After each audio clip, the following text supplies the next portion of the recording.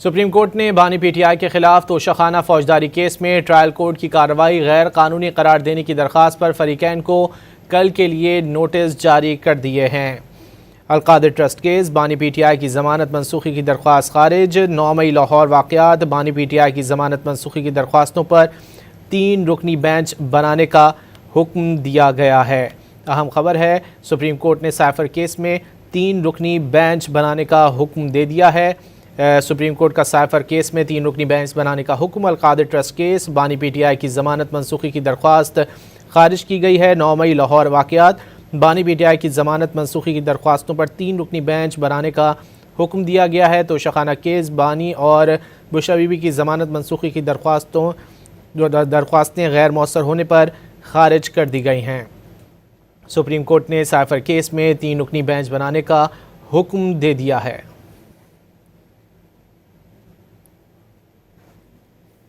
راولپنڈی کے industrial estate Rawat میں آتش زدگی کا واقعہ پیش آیا۔ ریسکیو اہلکار اس وقت آگ بجھانے میں مصروف عمل ہیں۔ اس پر ہم بات کریں گے ڈان نیوز کے رپورٹر طاہر نصیر سے۔ طاہر، یہ آگ کیسے لگی ہے اور اس وقت امدادی کارروائیوں کی کیا صورتحال ہے وہاں پر؟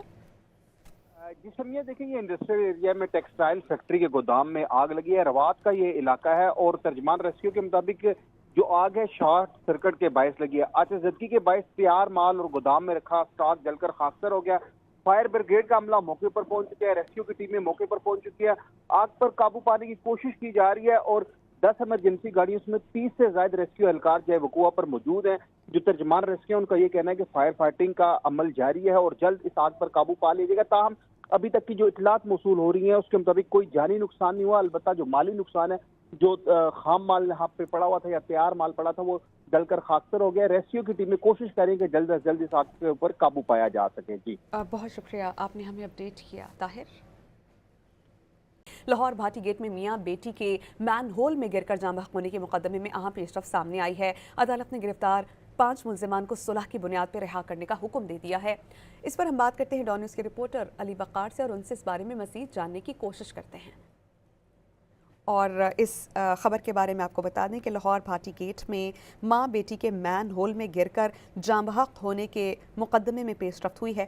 ہم بات کرتے ہیں ڈان نیوز کے رپورٹر علی وقار سے۔ علی وقار، ملزمان کے درمیان صلح ہونے کی بنیاد پر انہیں رہا کرنے کا حکم دیا گیا ہے، تو بتائیے گا صلح نامے کے حوالے سے کیا کہتے ہیں متاثرہ افراد اور فیملی؟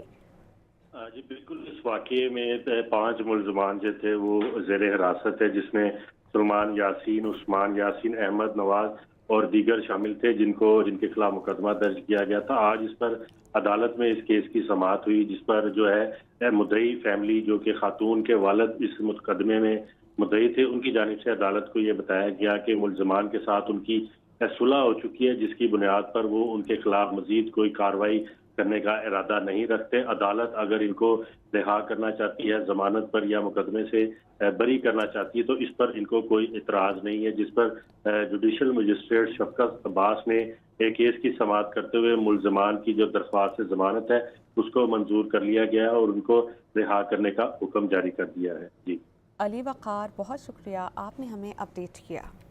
اہم خبر ہے، ضلع کچہری لاہور نے آن لائن جوئے کی پروموشن کے مقدمے میں یوٹیوبر ڈکی بھائی، ان کی اہلیہ اروپ جتوئی سمیت دیگر ملزمان پر فرد جرم عائد کر دی ہے۔ مزید جانیں گے ڈان نیوز کے نمائندے علی وقار سے۔ علی وقار، بتائیے۔ آج یہ جو جوڈیشل مجسٹریٹ ہے نعیم وٹو، انہوں نے اس کیس کی سماعت کی ہے جو کہ این سی سی آئی نے سعد الرحمان عرف ڈکی بھائی اور ان کی اہلیہ سمیت دیگر جو ملزمان ہیں ان پر جو غیر قانونی جوئے کی ایپس ہیں ان کی پروموشن پر یہ مقدمہ درج ہوا تھا، جس میں انہوں نے باقاعدہ طور پر ملزمان پر فرد جرم عائد کر دی ہے، جبکہ سعد الرحمان عرف ڈکی بھائی اور ان کی اہلیہ نے اور دیگر ملزمان نے صحت جرم سے انکار کر دیا ہے، جبکہ جوڈیشل مجسٹریٹ نعیم وٹو نے مقدمے کے گواہوں کو 23 فروری کو طلب کر لیا ہے اور ان کو جو اس موقع پر ڈکی بھائی اور ان کی اہلیہ سمیت دیگر ملزمان جو ہیں وہ بھی عدالت کے روبرو پیش ہوئے۔ جی بہت شکریہ علی وقار ان تفصیلات کے لیے۔ اسرائیلی اخبار یروشلم پوسٹ نے دعویٰ کیا ہے کہ اسرائیل ایران کے خلاف یک طرفہ کارروائی کے لیے تیار ہے۔ رپورٹ کے مطابق اسرائیلی عسکری حکام نے امریکہ کو ایران پر یک طرفہ حملے کے ارادے سے آگاہ کر دیا۔ اسرائیلی دفاعی حکام نے ایران کے بیلسٹک میزائل پروگرام کے وجود کو خطرہ قرار دیا اور امریکی حکام پر واضح کیا کہ تہران نے میزائل پروگرام پر سرخ لکیر عبوری کی تو کارروائی کے لیے تیار ہیں۔ ملاقات میں ایران کے میزائل پروگرام کے خاتمے کے لیے آپریشنل تصورات کا خاکہ پیش کیا گیا، جن میں دفاعی تنصیبات پر حملے بھی شامل ہیں۔ اسرائیلی حکام نے گزشتہ ماہ امریکی افسران سے پینٹاگون میں ملاقات کی تھی۔ اسرائیلی اخبار یروشلم پوسٹ نے دعویٰ کیا ہے کہ اسرائیل ایران کے خلاف یک طرفہ کارروائی کے لیے تیار ہے۔ رپورٹ کے مطابق اسرائیلی عسکری حکام نے امریکہ کو ایران پر یک طرفہ حملے کے ارادے سے آگاہ کر دیا۔ اسرائیلی دفاعی حکام نے ایران کے بیلسٹک میزائل پروگرام کے وجود کو خطرہ قرار دیا اور امریکی حکام پر واضح کیا کہ تہران نے میزائل پروگرام پر سرخ لکیر عبوری کی تو کارروائی کے لیے تیار ہیں۔ ملاقات میں ایران کے میزائل پروگرام کے خاتمے کے لیے آپریشنل تصورات کا خاکہ پیش کیا گیا، جن میں دفاعی تنصیبات پر حملے بھی شامل ہیں۔ اسرائیلی حکام نے گزشتہ ماہ امریکی افسران سے پینٹاگون میں ملاقات کی تھی۔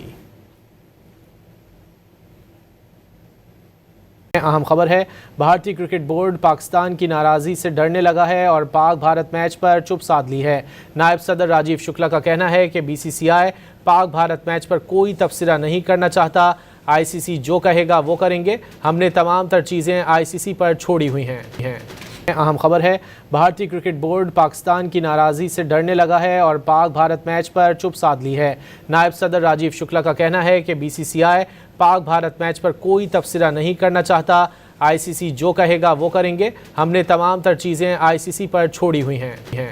اہم خبر ہے، بھارتی کرکٹ بورڈ پاکستان کی ناراضی سے ڈرنے لگا ہے اور پاک بھارت میچ پر چپ سادھ لی ہے۔ نائب صدر راجیو شکلا کا کہنا ہے کہ بی سی سی آئی پاک بھارت میچ پر کوئی تبصرہ نہیں کرنا چاہتا، آئی سی سی جو کہے گا وہ کریں گے، ہم نے تمام تر چیزیں آئی سی سی پر چھوڑی ہوئی ہیں۔ کوئی کمنٹ نہیں کروں گا، نہ بی سی آئی کی طرف سے کوئی کمنٹ ہے اس پہ، ساری چیز آئی سی سی پہ چھوڑی ہوئی۔ آئی سی سی جو نرنے لے گا، جو فیصلہ لے گا، ہم وہ مانیں گے۔ آئی سی سی جو ہمیں بتائے گا وہ کریں گے، آئی سی سی کے اوپر سب چھوڑا ہوا۔ متحدہ عرب امارات میں یرغمالیوں کو بازیاب کرانے کے مقابلے ہوئے، جن میں سندھ پولیس کی ایس ایس یو سواٹ ٹیم نے بھارتی ٹیم کو پچھاڑ دیا۔ ایونٹ کے دوسرے روز ایس ایس یو سواٹ ٹیم نے شاندار کارکردگی دکھائی۔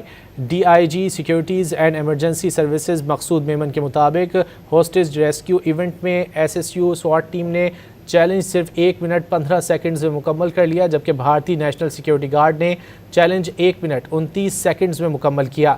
مقابلے میں پاکستان کی ایس ایس یو اور پنجاب پولیس سمیت 52 ممالک کی 118 سواٹ ٹیمیں شریک ہوئیں۔ متحدہ عرب امارات میں یرغمالیوں کو بازیاب کرانے کے مقابلے ہوئے، جن میں سندھ پولیس کی ایس ایس یو سواٹ ٹیم نے بھارتی ٹیم کو پچھاڑ دیا۔ ایونٹ کے دوسرے روز ایس ایس یو سواٹ ٹیم نے شاندار کارکردگی دکھائی۔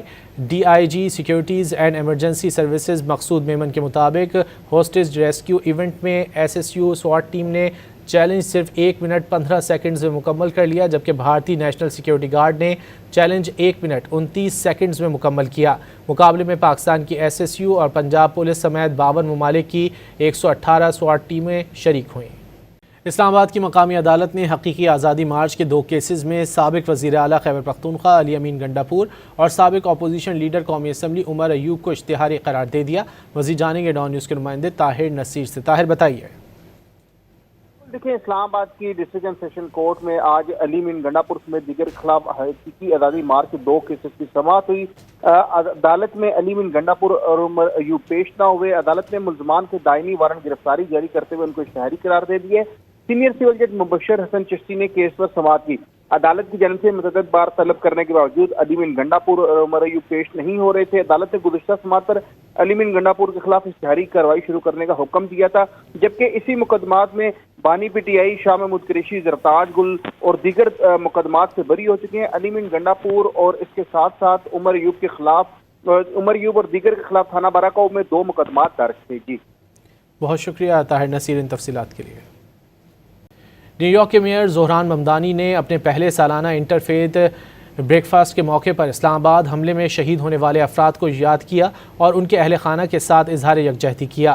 میئر نے اس موقع پر امن اور بین المذاہب ہم آہنگی کے پیغام پر زور دیا اور کہا کہ اس طرح کے مظالم کے خلاف دنیا بھر میں آواز بلند کرنا ضروری ہے۔ نیو یارک کے میئر زہران ممدانی نے اپنے پہلے سالانہ انٹرفیتھ بریک فاسٹ کے موقع پر اسلام آباد حملے میں شہید ہونے والے افراد کو یاد کیا اور ان کے اہل خانہ کے ساتھ اظہار یکجہتی کیا۔